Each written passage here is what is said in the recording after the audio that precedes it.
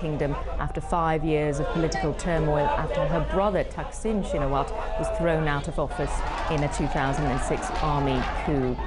Well, one of her challenges is the fact that she's a woman. I'm joined now by Bridget Welsh from the Singapore Management University to talk a little about that. Now, is it fair to say that in Asia, for instance, we've seen a lot of female leaders in the past who've basically got there because of their fathers or their husbands, and in this case, for the first time, a brother?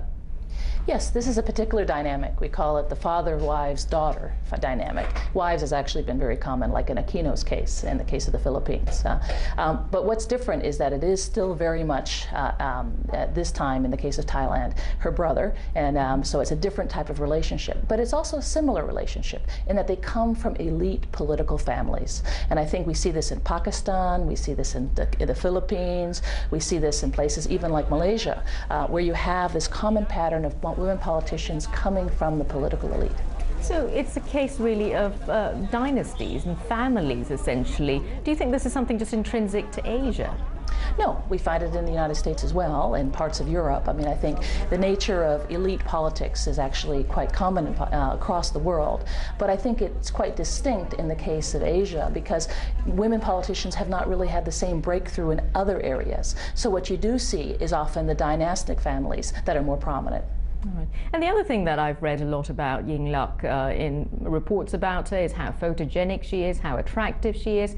Now, this isn't really the kind of thing you read about your male leaders, do you?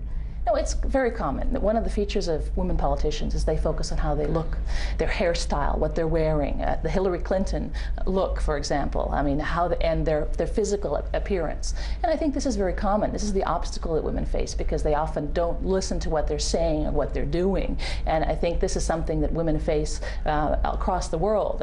And you have to take a more extreme example of someone like Margaret Thatcher, who was known for her behavior, not necessarily her appearance, because she was seen as operating in a men's world in a particular men way. So it's the particular dynamic of what's expected of women that actually shape how they're perceived, and I think that women particularly face a lot of obstacles. Right, and of course we have a Prime Minister in Australia at the moment who's a woman. We've had one in New Zealand, potentially one in Taiwan as well, who's an opposition leader. So is this a sign of things changing, perhaps?